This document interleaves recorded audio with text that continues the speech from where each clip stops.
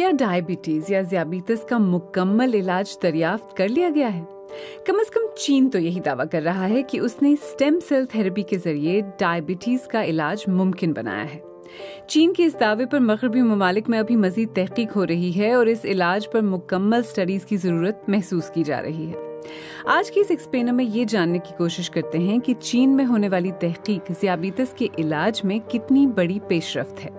Science के मुवक्किर जरीदे nature में शाया होने वाली रिपोर्ट में कहा गया है कि चीनी साइंसदानों ने ज़ियाबीतस टाइप 1 और टाइप 2 दोनों के मरीजों का कामयाब इलाज किया है।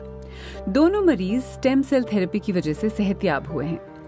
दोनों मरीजों के अपने जिस्मों से हासिल करदा स्टेम सेल्स को लेबोरेटरी में रीप्रोग्राम करने के बाद उन्हें दोबारा उनके जिस्मों में ट्रांसप्लांट कर दिया गया।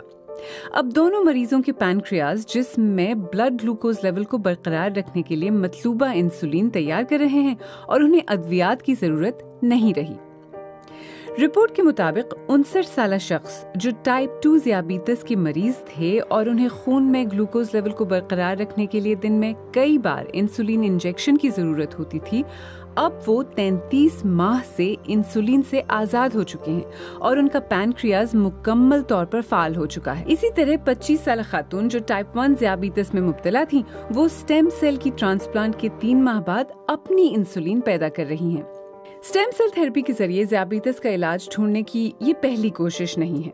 इससे पहले भी कोशिशें हो चुकी हैं। ये कोशिशें मुतादिद वजूहात की वजह से ज्यादा कामयाब नहीं रही हैं, जिनमें स्टेम सेल डोनर्स की कमी और मरीज के मदाफियती निज़ाम की तरफ से फौरन सेल्स को कबूल न करना शामिल है।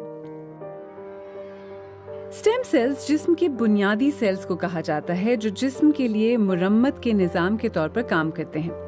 जिस्म में मौजूद ज्यादातर सेल्स मैच्योर सेल्स होते हैं जिन्हें तब्दील नहीं किया जा सकता। मसलन जिगर का सेल हार्ट के लिए काम नहीं कर सकता, लेकिन स्टेम सेल्स इनसे मुख्तलिफ होते हैं।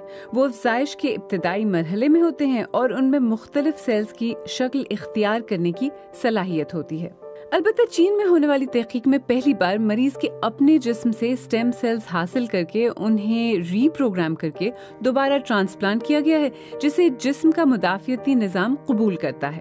चीनी साइंसदानों ने अपनी तहकीक में ज़ियाबीतस के मरीजों के जिस्म से हासिल करदा स्टेम सेल्स को सीड सेल्स के तौर पर इस्तेमाल करके उसकी कॉपियां बनाकर उन्हें दोबारा मरीज के जिस्म में ट्रांसप्लांट कर दिया।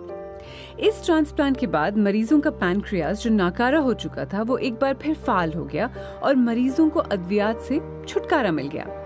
दुनिया में तकरीबन 500 मिलियन लोग ज़ियाबीतस के मर्ज में मुब्तला हो चुके हैं। पिछले 4 अशरों में ज़ियाबीतस के मरीजों में 5 गुना इजाफा हुआ है।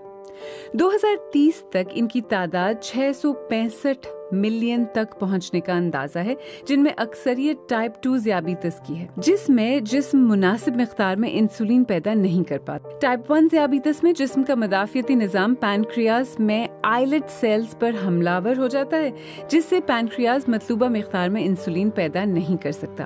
कनाडा के शहर एडमंटन की यूनिवर्सिटी ऑफ अल्बर्टा के ट्रांसप्लांट सर्जन और मुहक्किक जेम्स शपीरो का कहना है कि चीन में होने वाली तहकीक के नताइज हैरत अंगेज हैं।